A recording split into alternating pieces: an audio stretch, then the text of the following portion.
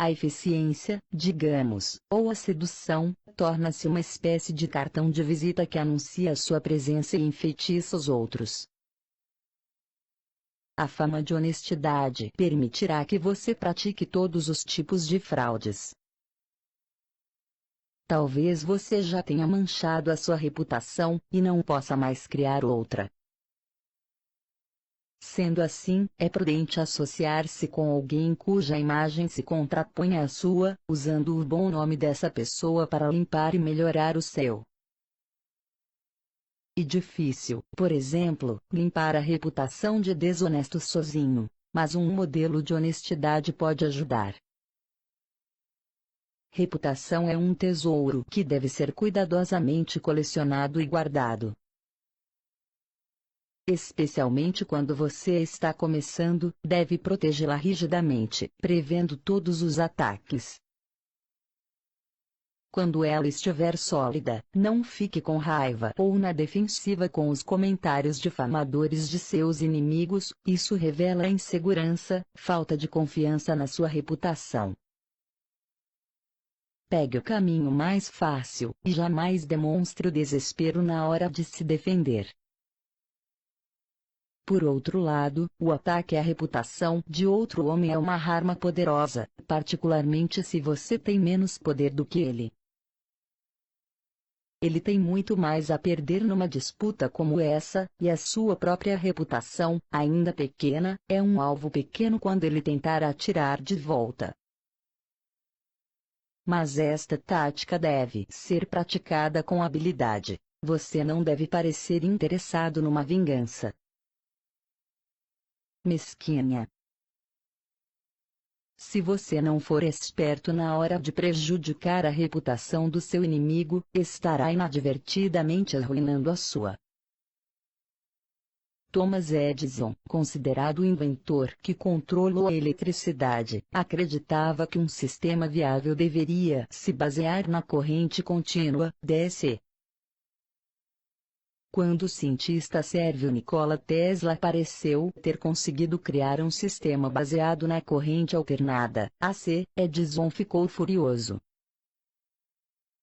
Ele decidiu acabar com a reputação de Tesla, fazendo o público acreditar que o sistema AC era inerentemente inseguro, e Tesla responsável por promovê-lo. Com este objetivo, ele capturou animaizinhos domésticos de todos os tipos e os eletrocutou, matando-os com uma corrente AC. Não bastando isso, em 1890 ele conseguiu que as autoridades da prisão do estado de Nova York procedessem à primeira execução de um condenado à morte com choque elétrico, usando uma corrente AC. Mas todas as experiências de eletrocução realizadas por Edison tinham sido com pequenas criaturas. A carga era muito fraca, e o homem ficou só meio morto. Na execução que talvez tenha sido a mais cruel autorizada pelo Estado no país, o procedimento teve de ser repetido. Foi um espetáculo horrível. Embora, a longo prazo, o que subsistiu foi o nome de Edison, na época a sua campanha prejudicou mais a sua própria reputação do que a de Tesla. Ele se retraiu.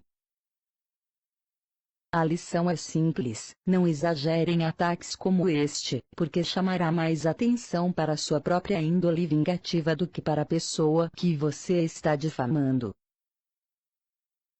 Quando a sua própria reputação é sólida, use táticas mais sutis, como a sátira e o ridículo, para enfraquecer o seu adversário enquanto você se mostra um charmoso brincalhão. O poderoso leão brinca com o camundongo que cruza o seu caminho, qualquer outra atitude prejudicaria sua temível reputação. Edição produzida por Bruno Souza Audiovisuais. Para perfeição, comprem ou adquirem o livro original, este está incompleto e modificado para proteção dos direitos de autor. O inverso. Não há inverso. A reputação é crítica. Não há exceções a esta lei. Talvez, não se importando com o que as pessoas pensem a seu respeito, você ganhe fama de insolente e arrogante, mas esta por si só é uma imagem valiosa. Oscar Wilde usou com grande proveito.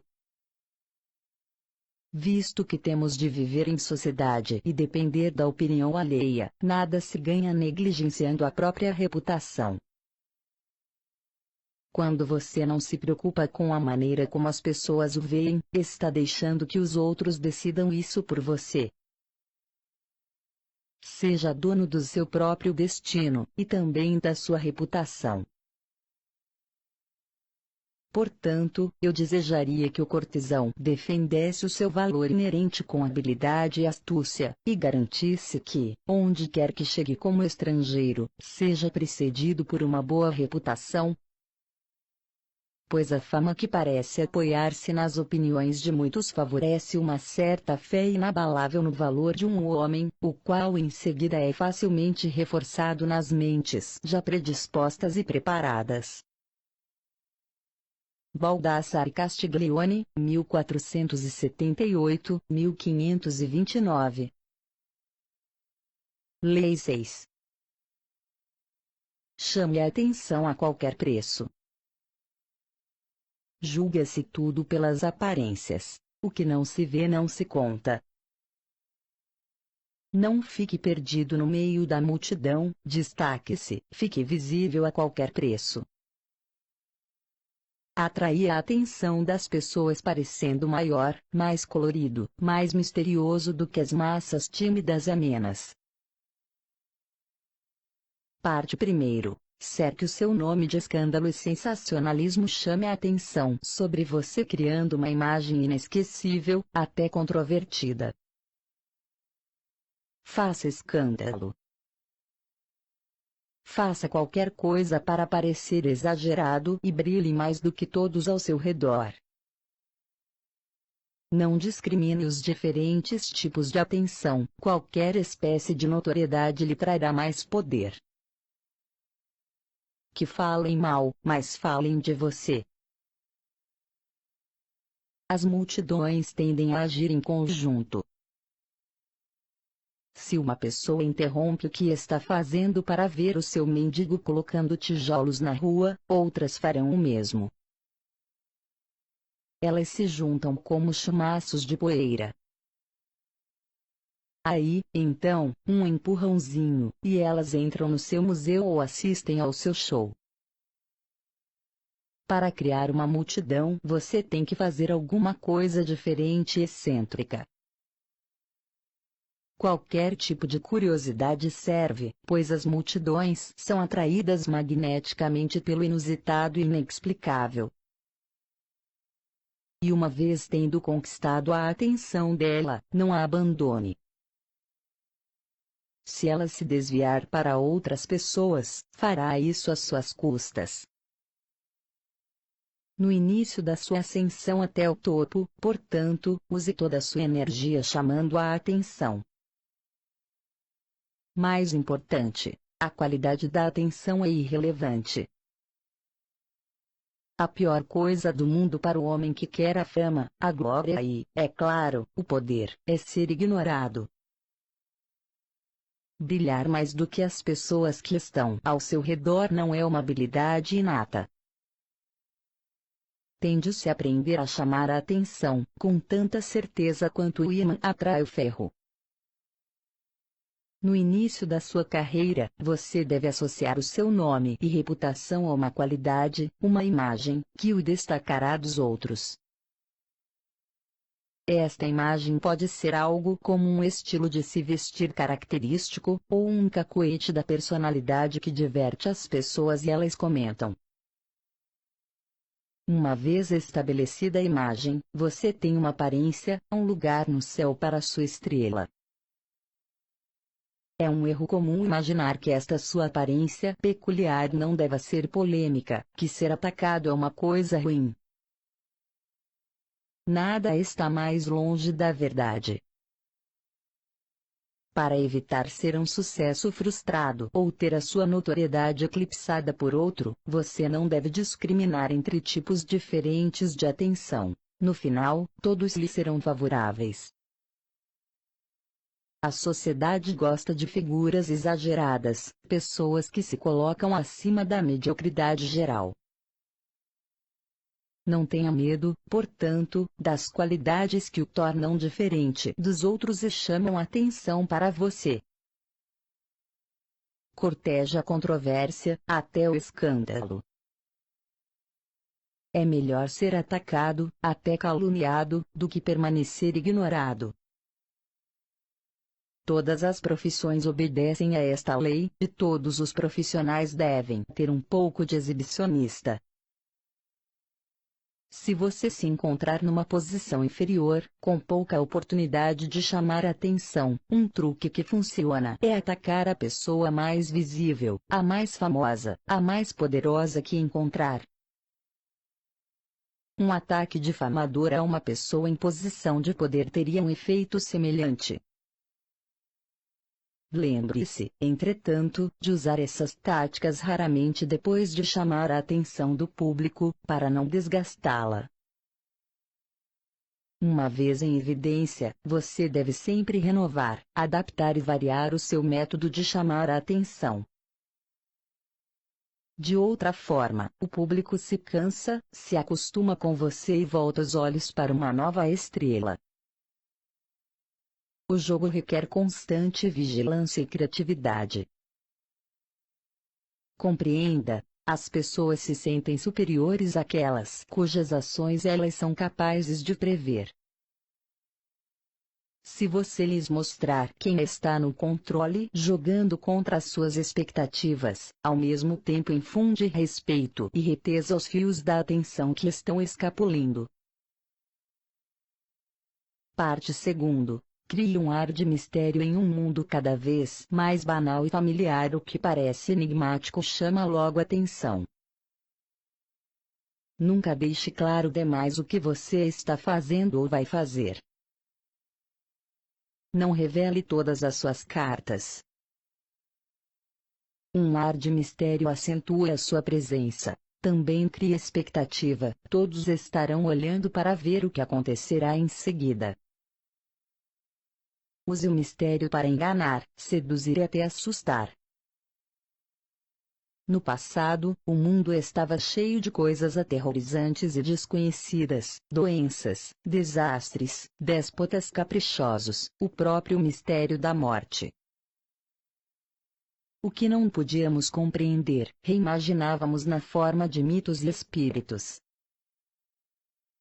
Com o passar dos séculos, todavia, conseguimos, por meio da ciência e da razão, dar luz à escuridão. O que era misterioso e proibido se tornou familiar e confortável. Mas esta luz tem um preço. Num mundo cada vez mais banal, sem mais espaço para os seus mistérios e mitos, nós intimamente ansiamos por enigmas, pessoas ou coisas que não possam ser instantaneamente interpretadas, compreendidas, consumidas. Este é o poder do misterioso. Ele convida a várias interpretações, excita a nossa imaginação, nos seduz a acreditar que esconde algo maravilhoso. O mundo se tornou tão familiar, e seus habitantes tão previsíveis, que aquilo que estiver envolto em mistério quase sempre atrai a luz dos refletores e nos faz olhar. Não imagine que para criar um ar de mistério você tenha de ser magnífico e espantoso. O mistério que está entremeado no seu comportamento diário, e é sutil, tem esse poder de fascinar e atrair a atenção. Lembre-se, as pessoas, em sua maioria, são francas, são como um livro aberto, raras se preocupam em controlar suas palavras ou imagem, e são irremediavelmente previsíveis. Contendo-se apenas, ficando em silêncio, pronunciando de vez em quando frases ambíguas, aparentando deliberadamente incoerência e sutil excentricidade, você emanará uma aura de mistério. E as pessoas ao redor, tentando constantemente interpretar você, ampliarão essa aura. Artistas e charlatões compreendem o elo vital entre ser misterioso e atrair o interesse.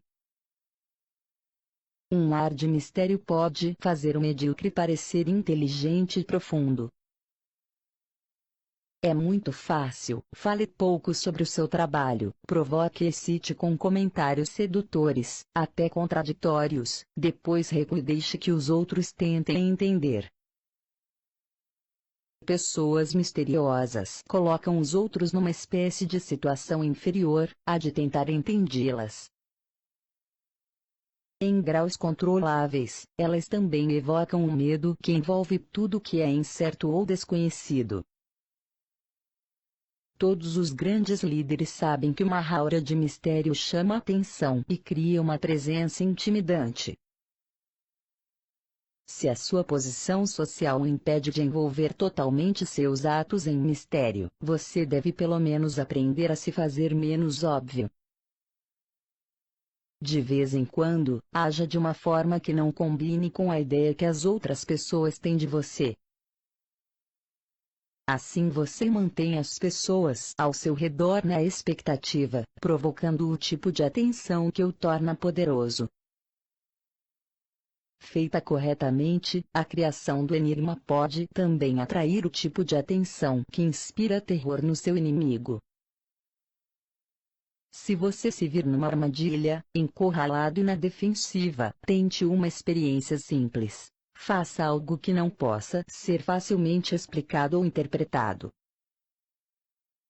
Escolha uma ação simples, mas execute-a de uma forma que desestabilize o seu adversário, com muitas interpretações possíveis, tornando obscuras as suas intenções.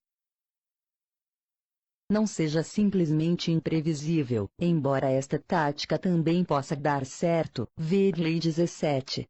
Vai parecer que a sua loucura não tem propósito, é sem pé nem cabeça, sem nenhuma explicação possível. Se você fizer isso certo, vai deixar todos tremendo de medo e as sentinelas abandonarão seus postos. Chame a isso de tática da loucura fingida de Hamlet, pois Hamlet a usa com grande efeito na peça de Shakespeare, assustando o padrasto Cláudio com seu comportamento enigmático. O misterioso faz a sua força parecer maior, o seu poder mais aterrorizante. O inverso. No início da sua subida ao topo, você deve chamar atenção a todo custo, mas durante a subida você deve ir constantemente se adaptando. Não canse o público sempre com a mesma tática. Um ar de mistério funciona como uma maravilha para aqueles que precisam desenvolver uma aura de poder e se fazer notados, mas deve parecer uma atitude comedida e controlada. Não deixe que o seu ar de mistério se transforme lentamente numa reputação de trapaceiro. O mistério que você criar deve parecer um jogo, divertido e inofensivo. Reconheça quando está indo longe demais, e recue. Há momentos em que a necessidade de atenção deve ser adiada, e quando a última coisa que se quer é o escândalo e a notoriedade. A atenção que você chama jamais deve ofender ou desafiar a reputação dos que estão acima de você, não, de maneira alguma, se eles estiverem seguros. Comparado com eles, você não só parecerá mesquinho como desesperado. É uma arte saber quando chamar a atenção e quando se retrair. Por conseguinte, não pareça estar excessivamente querendo a atenção, porque isso é sinal de insegurança, e insegurança afasta o poder. Compreenda que existem momentos em que não é interessante para você ser o centro das atenções. Na presença de um rei ou rainha, por exemplo, ou o equivalente, incline-se e fique na sombra. Não entre em competição. Quando você não se declara imediatamente, cria expectativas. Misture um pouco de mistério em tudo, e o próprio mistério despertará a veneração. E quando você explicar, não seja muito explícito. Desta maneira, você imita o jeito divino quando faz os homens ficarem observando maravilhados. Baltazar Gracial, 1601-1658. Ostente seja visto. O que não é visto é como se não existisse. Foi a luz que deu brilho a toda a criação. A exibição preenche muitos espaços vazios, encobre deficiências, e faz tudo renascer, especialmente se apoiada pelo mérito autêntico. Baltazar Gracial, 1601-1658. Se acontecer de o cortesão participar de uma luta num espetáculo público como uma justa, deve assegurar que o seu cavalo esteja belamente ajaezado, que ele mesmo esteja adequadamente vestido, com divisas apropriadas e expedientes engenhosos para atrair o olhar dos espectadores em sua direção com tamanha certeza quanto o ímã atrai o ferro. Baldassare Castiglione, 1478-1529. Lei 7. Faça com que os outros trabalhem por você, mas sempre fique com o crédito. Use a sabedoria, o conhecimento e o esforço físico dos outros em causa própria. Não só essa ajuda lhe economizará um tempo e uma energia valiosos, como lhe dará uma aura divina de eficiência e rapidez. No final, seus ajudantes serão esquecidos e você lembrado. Não faça você mesmo o que os outros podem fazer por você. Muitos alimentam a ilusão de que a ciência, por lidar com fatos, está acima de rivalidades mesquinhas que atrapalham o resto do mundo. Nikola Tesla era um desses. Ele acreditava que a ciência nada tinha a ver com a política, e dizia não se preocupar com a fama ou a riqueza.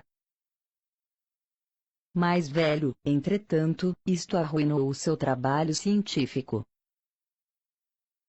Sem estar associado a nenhuma descoberta em particular, ele não poderia atrair investidores para suas muitas ideias. Enquanto ele ficava imaginando grandes invenções para o futuro, outros roubaram as patentes que ele já havia desenvolvido e ficavam com a glória. Temos duas lições. Primeiro, o crédito por uma invenção ou criação é tão importante, se não mais importante, do que a própria invenção. Você deve garantir para si próprio o crédito e impedir que outros o roubem, ou fiquem pendurados nas suas costas. Para isso você deve se manter vigilante e implacável, guardar silêncio sobre a sua invenção até ter certeza de não haver nenhum abutre voando por perto. Segundo, aprenda a tirar vantagem do trabalho dos outros em causa própria. O tempo é precioso e a vida é curta. Se tentar fazer tudo sozinho, você vai se desgastar, desperdiçar energias e se queimar. É muito melhor conservar as suas forças, deitar as garras no trabalho que os outros já fizeram e descobrir um jeito de se apoderar dele. A dinâmica do mundo do poder é a da selva. Há os que vivem caçando e matando, e há também um vasto número de criaturas, hienas, abutres, que vivem do que os outros caçam.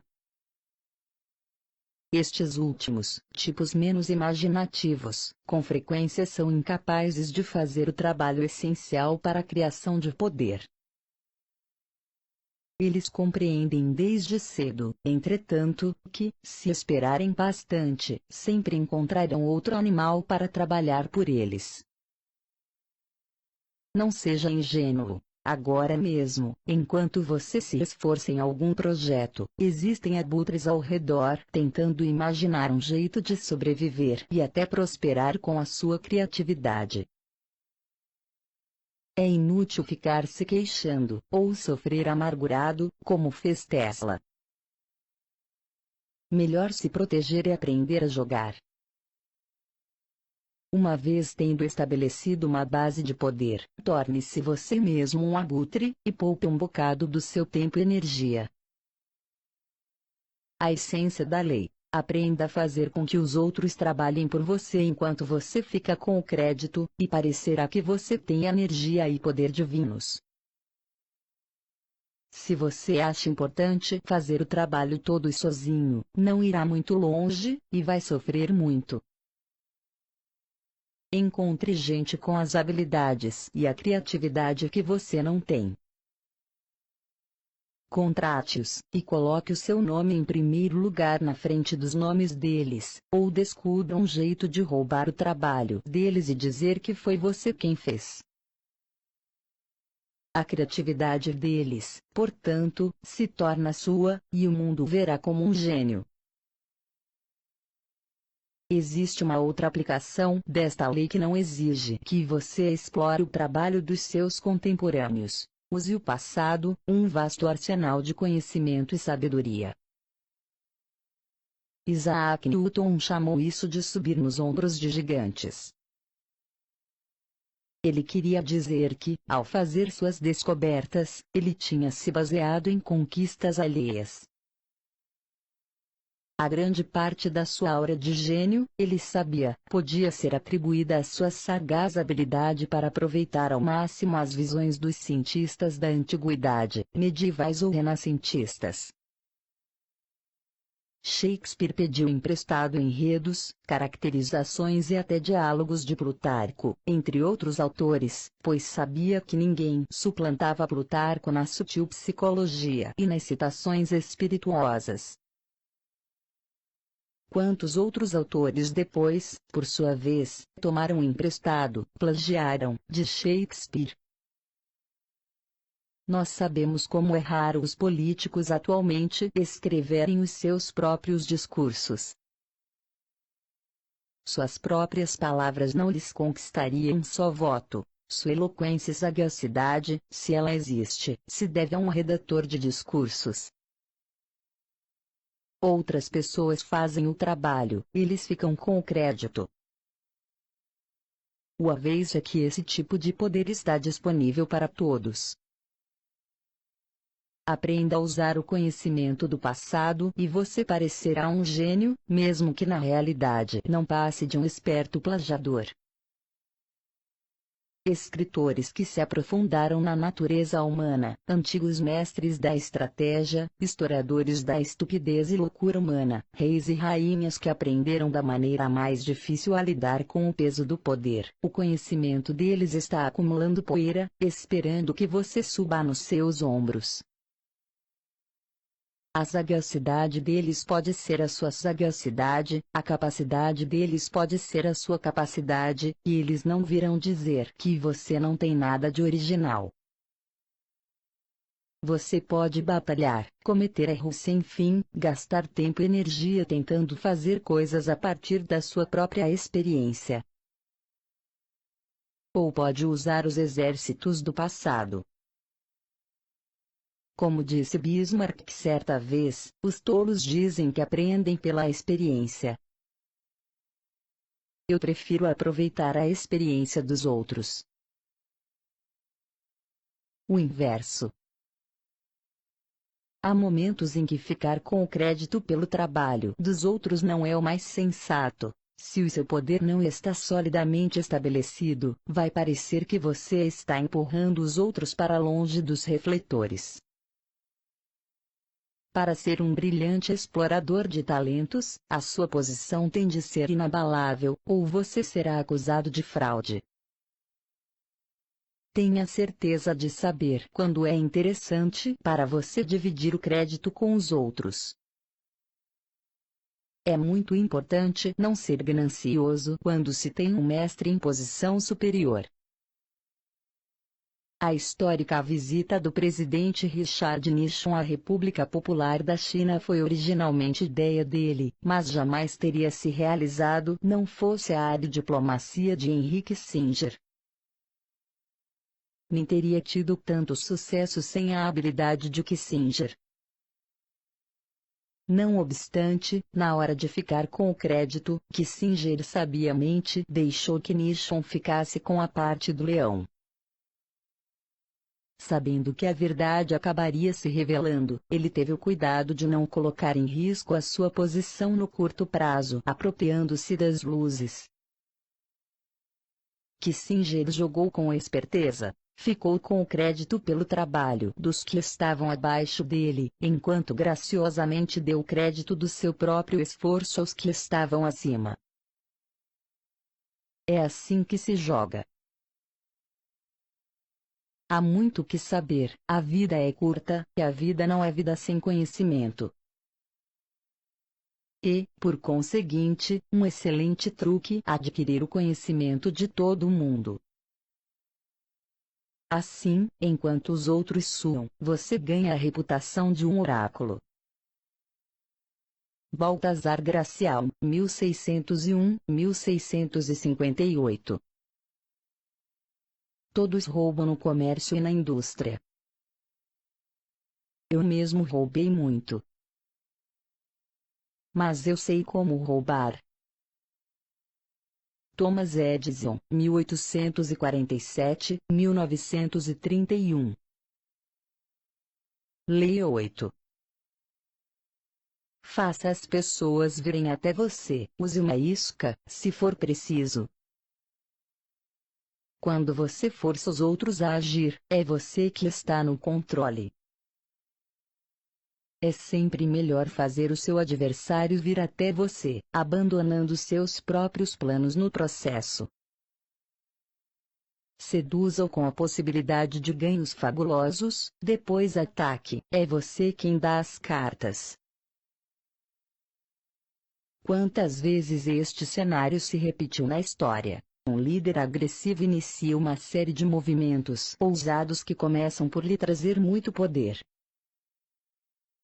Lentamente, entretanto, o seu poder chega a um ponto máximo, e em breve tudo se volta contra ele. Seus inúmeros inimigos se unem, tentando manter o seu poder. Ele se esgota indo de um lado para o outro e, inevitavelmente, entra em colapso. O motivo para este padrão é que a pessoa agressiva raramente está em pleno controle da situação.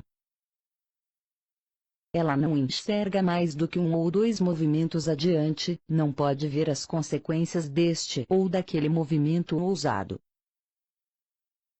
Como está constantemente sendo forçada a reagir aos movimentos do seu crescente exército de inimigos, e às consequências imprevisíveis das suas próprias ações temerárias, sua energia agressiva se volta contra ela.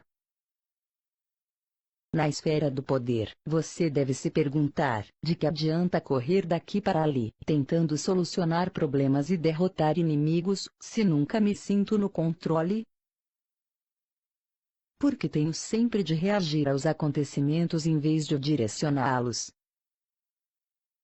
A resposta é simples: a sua ideia de poder está errada. Você confunde atitudes agressivas com atitudes eficazes. E, quase sempre, o que funciona melhor é ficar parado, manter a calma, e deixar que os outros se frustrem com as armadilhas que você coloca para eles, jogando para conquistar o poder a longo prazo e não para alcançar uma vitória rápida. Lembre-se: a essência do poder é a capacidade de ter a iniciativa, fazer com que os outros reajam aos seus movimentos, deixar o seu adversário e as pessoas ao seu redor na defensiva. Quando você faz as pessoas virem até você, de repente é você que está no controle da situação. E quem controla tem o poder. Duas coisas precisam acontecer para colocar você nesta posição. Você mesmo tem de aprender a dominar suas emoções, e jamais se deixar levar pela raiva. Enquanto isso, deve aproveitar a tendência natural das pessoas de reagir com raiva quando forçadas e enganadas. A longo prazo, a capacidade de fazer as pessoas virem até você é uma arma muito mais poderosa do que qualquer ferramenta agressiva. Todos nós temos um limite para nossas energias, e há um momento em que elas estão no auge. Quando você faz com que a outra pessoa venha até você, ela se desgasta, desperdiça energia pelo caminho. Uma outra vantagem em fazer o adversário vir até você é que isso força a operar no seu território. Estar em terreno hostil deixa nervoso e quase sempre ele se afoba e comete erros. Em negociações ou reuniões, é sempre mais sensato atrair os outros para o seu território, ou para o território que você escolher. Você tem os seus referenciais, enquanto ele não vê nada familiar e fica sutilmente colocado na defensiva. A manipulação é um jogo perigoso. Quando alguém desconfia de que está sendo manipulado, fica cada vez mais difícil de controlar.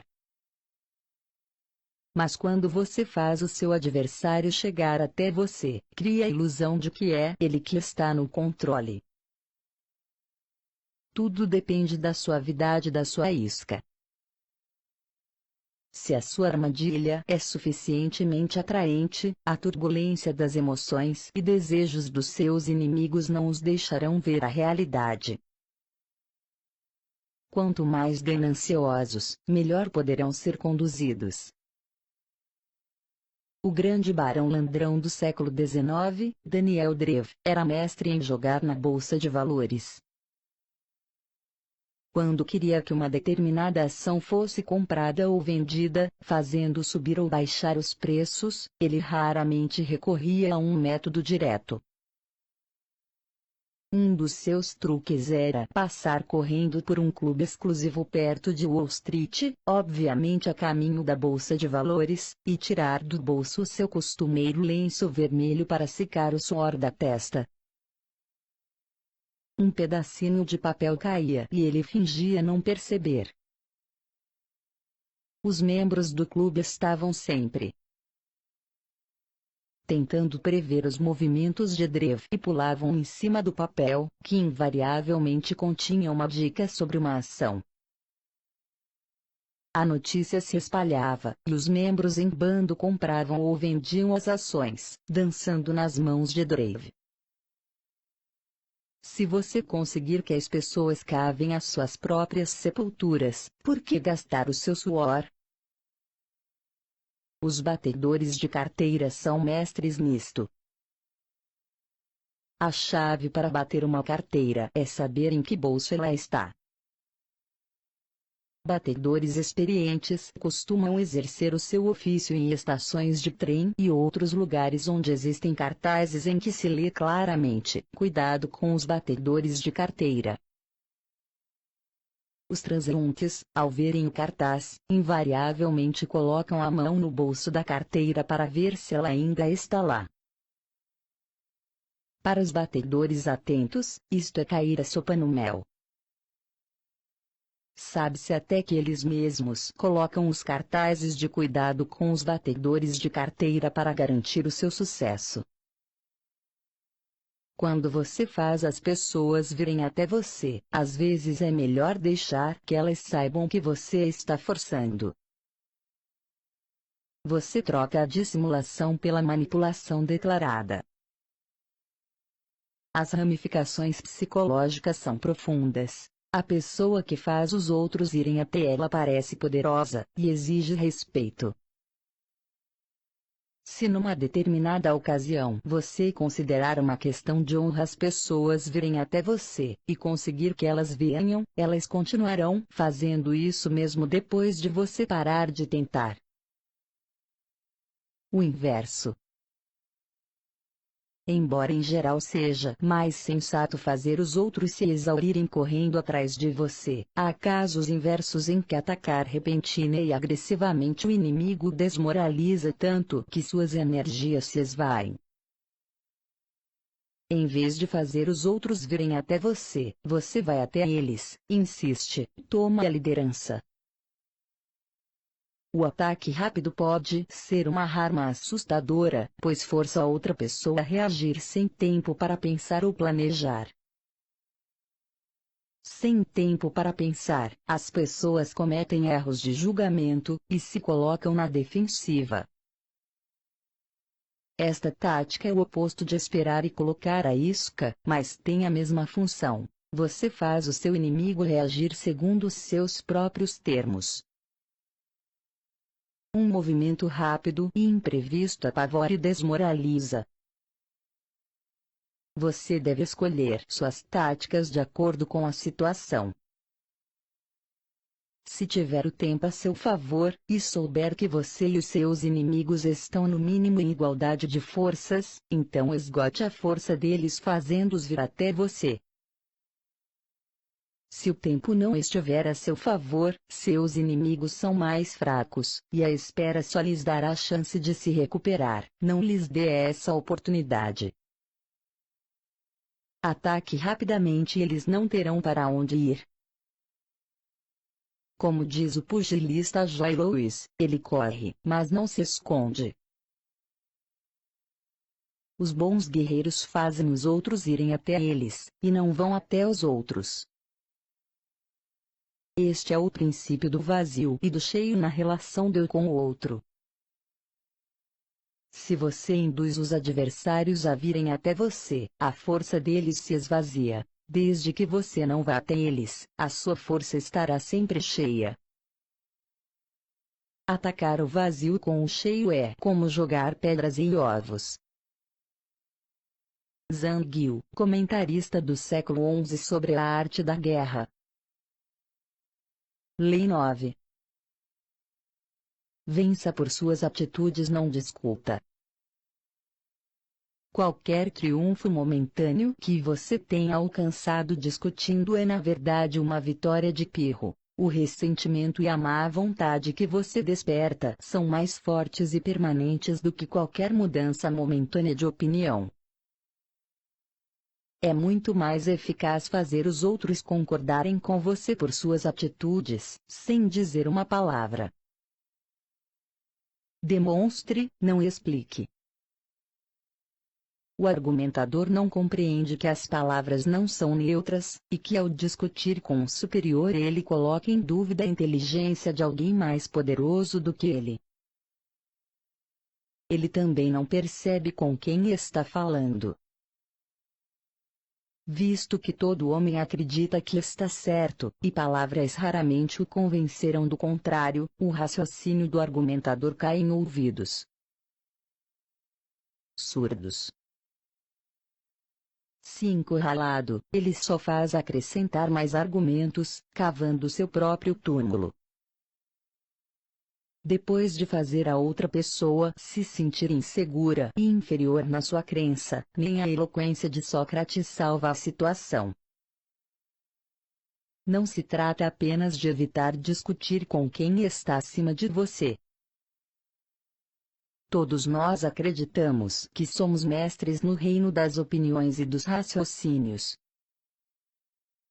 Você precisa tomar cuidado, portanto, aprenda a demonstrar a certeza das suas ideias indiretamente. Na esfera do poder, você deve aprender a julgar seus movimentos por seus efeitos a longo prazo sobre as outras pessoas. O problema em tentar provar que está certo ou conseguir uma vitória com argumentos é que no final você nunca tem certeza de como isso afeta as pessoas com quem está discutindo. Elas podem parecer concordar com você por educação, mas intimamente ficam magoadas.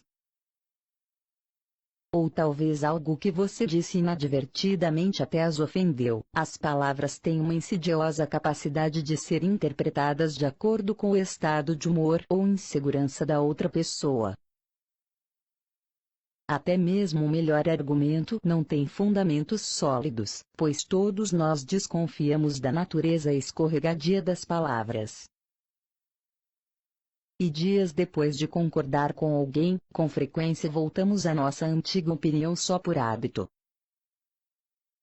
Compreenda isto: palavras custam um tostão a dúzia. Todos sabem que, no calor da discussão, nós todos falamos qualquer coisa para defender a nossa causa. Citamos a Bíblia, mencionamos estatísticas não averiguáveis. Quem se convence com essas bolhas de ar? Atitudes e demonstrações têm muito mais poder e sentido. Elas estão ali, diante dos nossos olhos. Sim, agora o nariz da estátua parece correto. Não há termos ofensivos, nenhuma possibilidade de mal-entendidos. Ninguém pode discutir com uma prova visível. Como Baltazar Graciano observa, a verdade é geralmente vista, raramente ouvida. Sir Christopher Wren foi a versão inglesa do homem renascentista. Ele havia dominado as ciências da matemática, astronomia, física e fisiologia. No entanto, durante a sua carreira extremamente longa como o mais famoso arquiteto da Inglaterra, seus patronos com frequência lhe diziam para fazer alterações pouco práticas em seus projetos. Nenhuma só vez ele discutiu ou ofendeu. Tinha outras maneiras de provar que estava com a razão. Em 1688, Wren projetou um magnífico prédio para a prefeitura da cidade de Westminster. O prefeito, entretanto, não ficou satisfeito. De fato, estava nervoso. Ele disse a Wren que temia que o segundo andar não estivesse firme, e que pudesse vir abaixo destruindo seu escritório no primeiro andar. Ele exigiu que Wren acrescentasse 2 colunas de pedra como um apoio extra.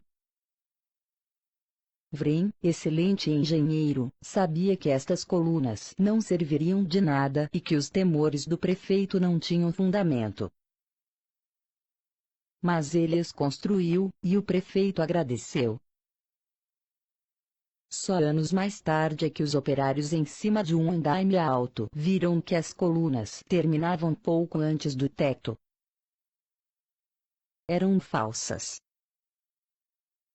Mas os 2 homens conseguiram o que desejavam. O prefeito pôde relaxar e Wren garantiu que a posteridade soubesse que o seu projeto original funcionava e que as colunas eram desnecessárias.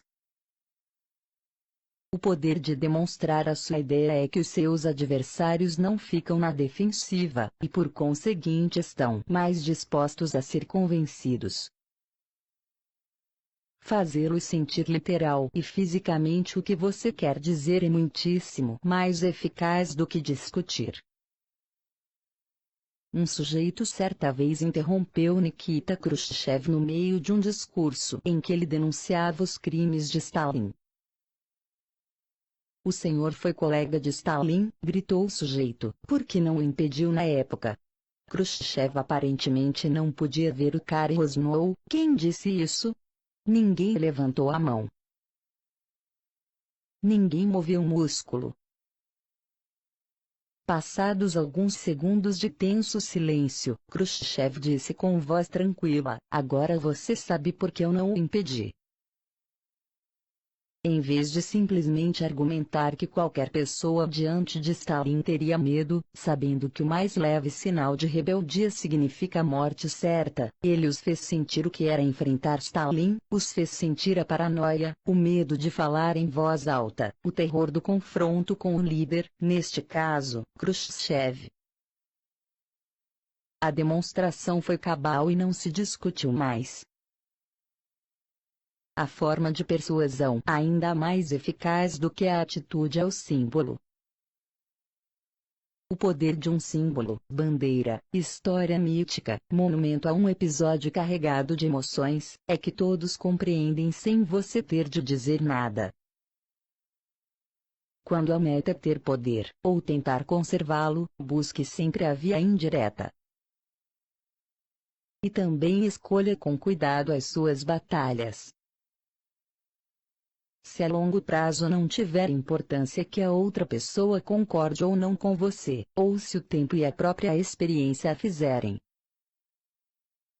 compreender o que você quer dizer, então é melhor nem mesmo se preocupar em mostrar nada. Poupe a sua energia e afaste-se. O inverso. O argumento verbal tem uma utilidade vital na esfera do poder. Distrair, ocultar suas pegadas quando você está praticando a dissimulação ou for apanhado mentindo. Nesses casos, você ganha mais argumentando com toda a convicção possível. Leve a outra pessoa a uma discussão para distraí-la dos seus movimentos dissimulados. Quando apanhado mentindo, quanto mais emocionado e seguro você parecer, menor a probabilidade de parecer que está mentindo. Esta técnica salvou a pele de muitos charlatões.